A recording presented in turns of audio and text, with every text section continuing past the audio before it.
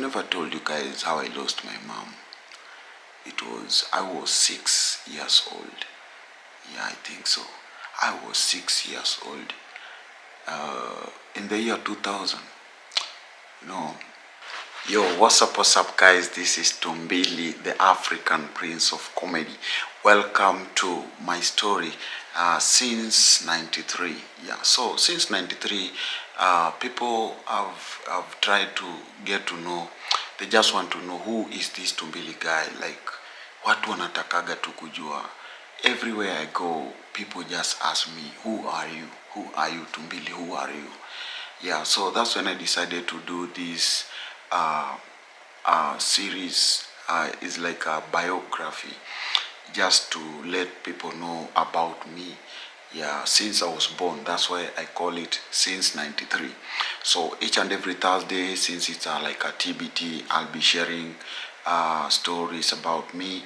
Let people know about 2MBILI, where was 2MBILI born, 2MBILI yako na siblings, 2MBILI yako na wazazi, 2MBILI yako na watu wangapi, 2MBILI ana mabibi wangapi, blah blah blah. The stories of baby mamas, you know.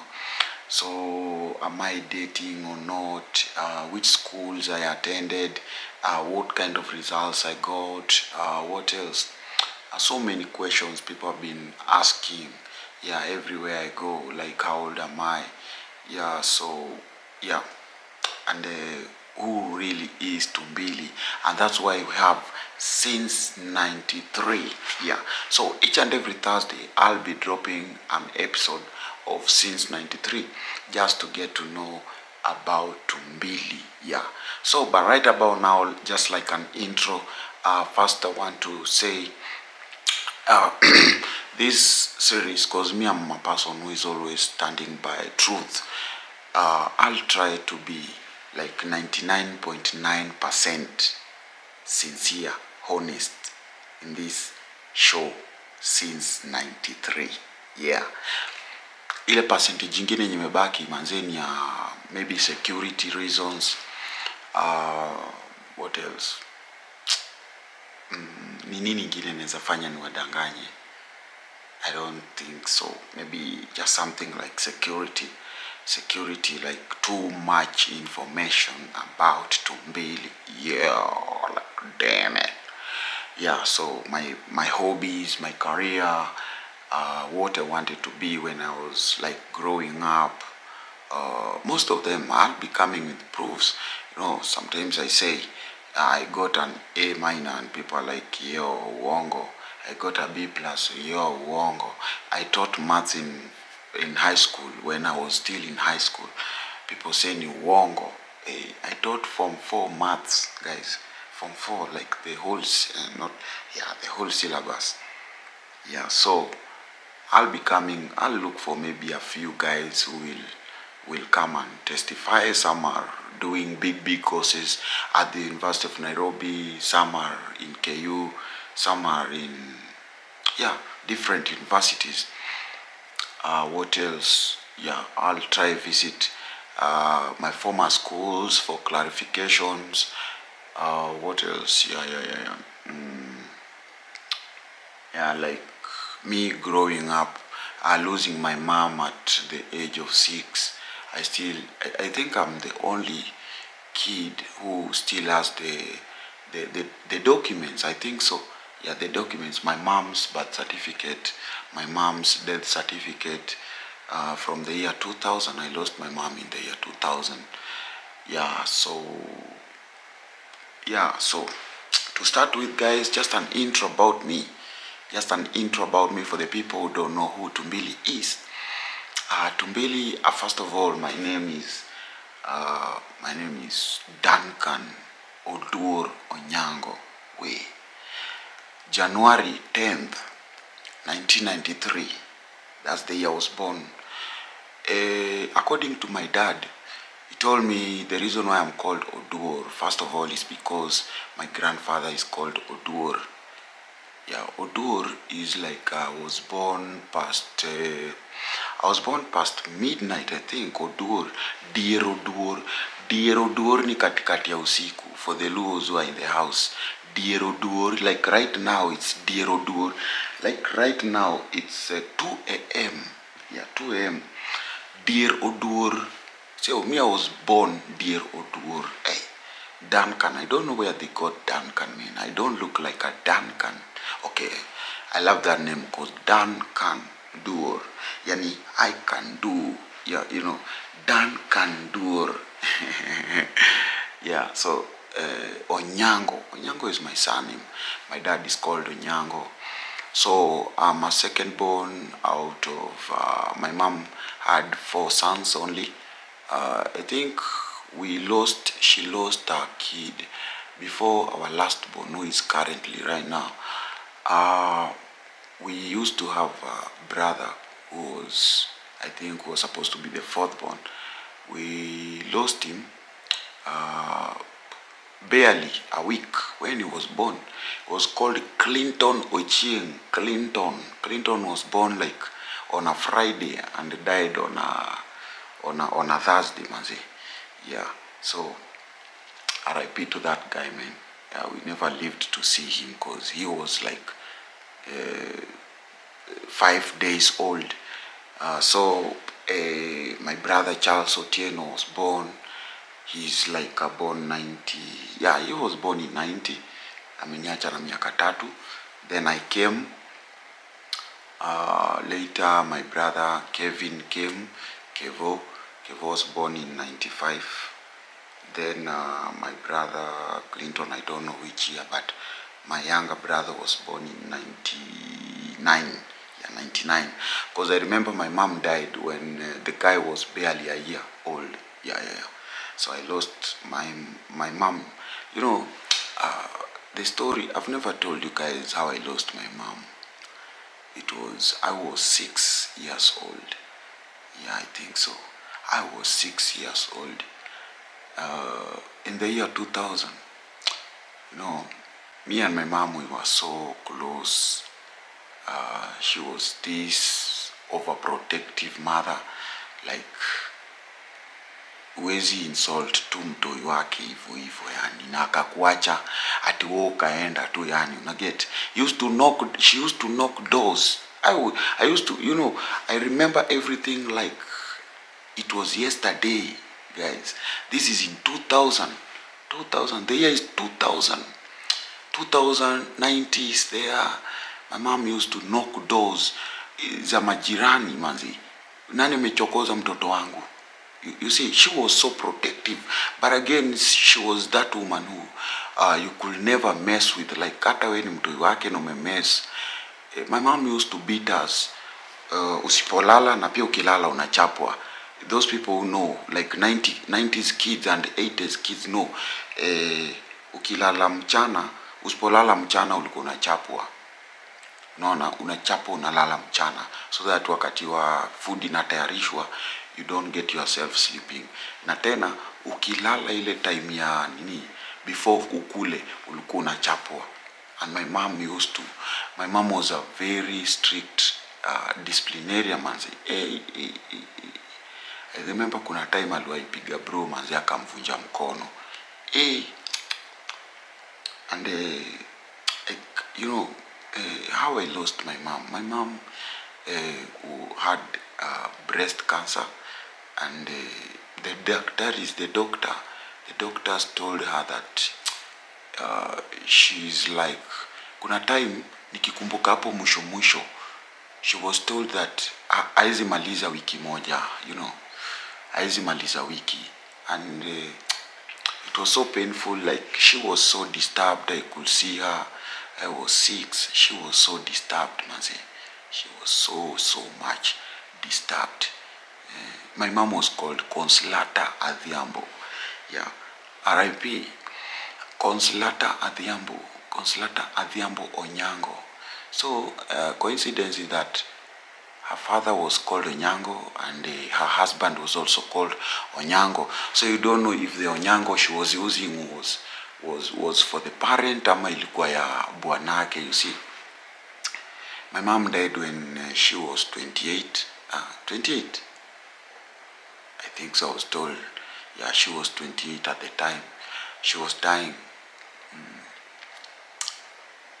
mom, like, I remember that day, she was told that haezi maliza wiki moja, and no, it was so painful, man. Alitoka kama mtu anaenda duka, and she went to the village. Alienda Ocha huko Siaya, ikiwa mbakisha I think 5 days.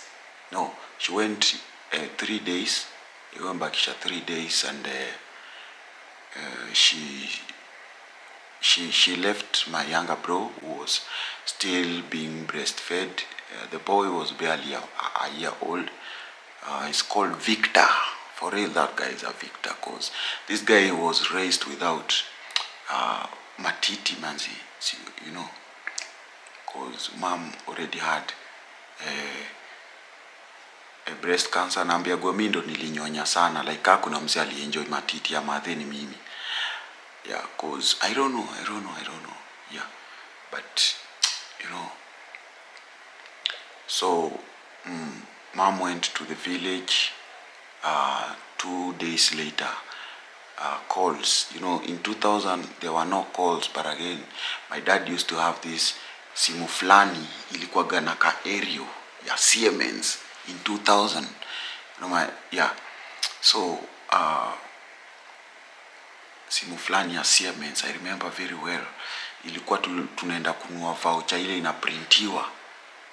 Ilikuwa inaprintiwa, hakukuwa na scratch cards. You could see the serial numbers, zile za code za kuingiza airtime. You could see them, like you could see, read straight, So 2 days later, we get a call from the village that my mom has died. And you see, actually mom was, what she did, alicut cost ya matanga. Cause alienda bila anything.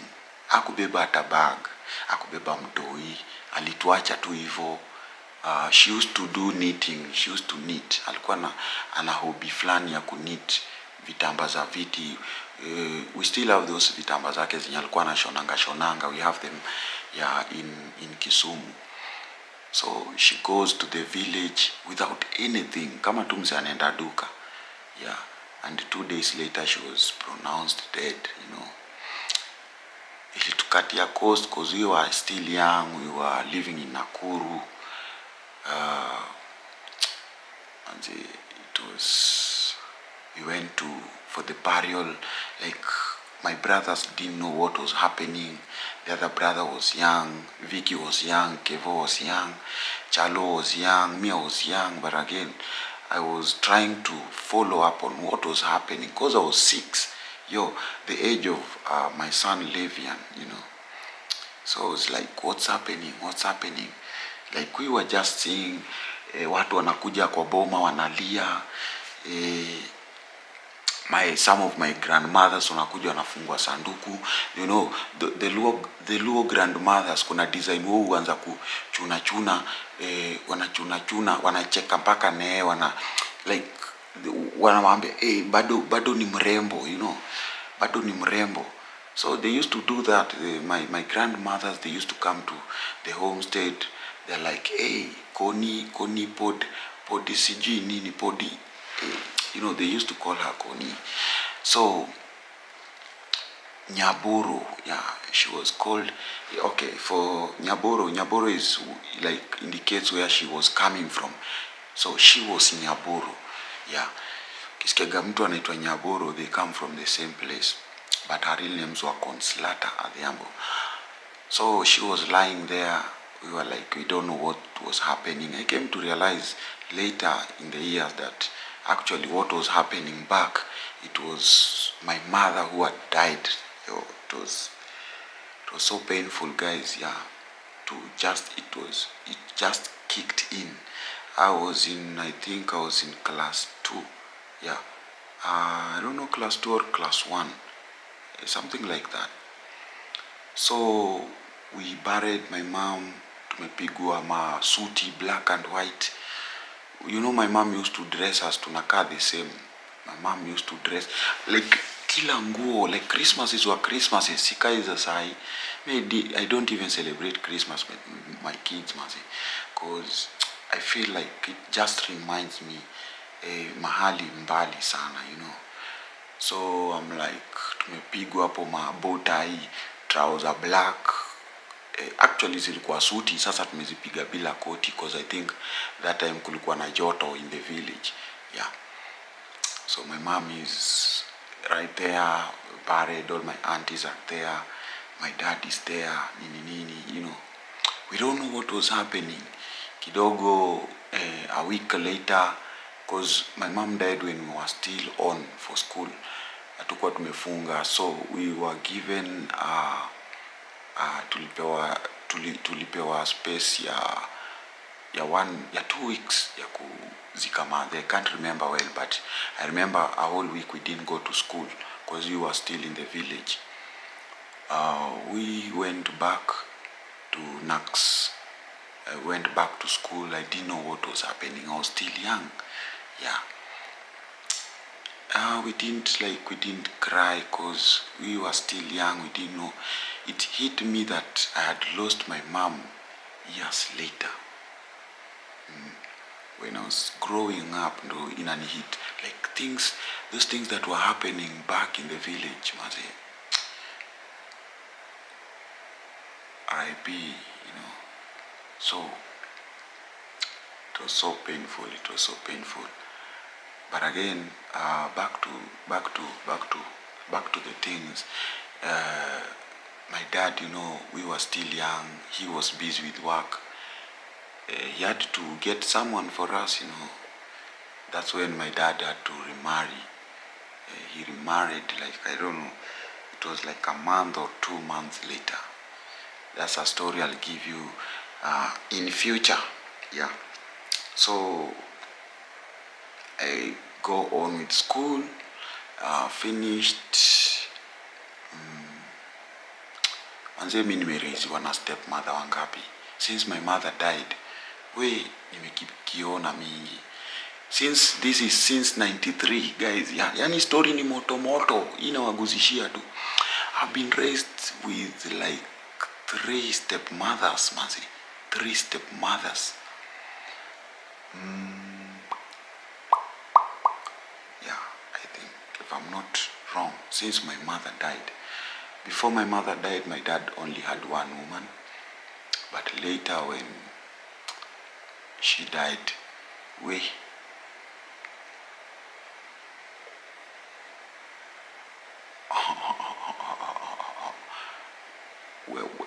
I can't. Okay, I'll be saying each and everything the way Zico, yeah. I know they are my fans, by the way. They are my fans. Okay, I don't know if they are my fans or they just chokora me from my videos. Yeah, they will get to watch this. Yeah, so this also I'm just doing for the sake of my kids who are still growing up. They are catching up with life, and they will one day watch. They'll get to understand my life, how I grew. Yeah, so I went to a school called Lion Hill Academy, in Nakuru, free area. That's where I was born. I was born in medical,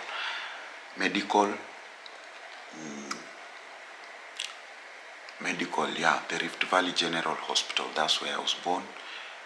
I have so many names by the nicknames. They all originate from people from the village, ranging from the cleverest one, for example, I was given a nickname after one clever uncle. She went to the US, married 2 white women. He was called Owino, ama ukipenda. Yeah, so there are homesteads that when I get in, they will call me Owino. Owino, meaning the other guy, because I was also named after him, Owino. The guy was so upper brain. Me I was me niko na my brain, mi nina akili tu yani, I'm a genius, so then kuna boma zingine nikiimbia naitwa Akimbo boy, Akimbo boy, Akimbo boy. So there's one of my gukas from a different homestead. He was so, yani alikuwa tu mjanja, alikuwa anaitwa Akimbo, so they named me also after Akimbo, but now they added boy because me I was young version of Akimbo. So Akimbo boy, because me I was just clever, unpredictable. Yeah, nobody knows, like in my village, even people don't know that I live in that, I'm from that village, They don't know I'm from that village. They don't know I'm my brother's brother, They don't know that I'm a Luo, So many people don't know I'm a Luo.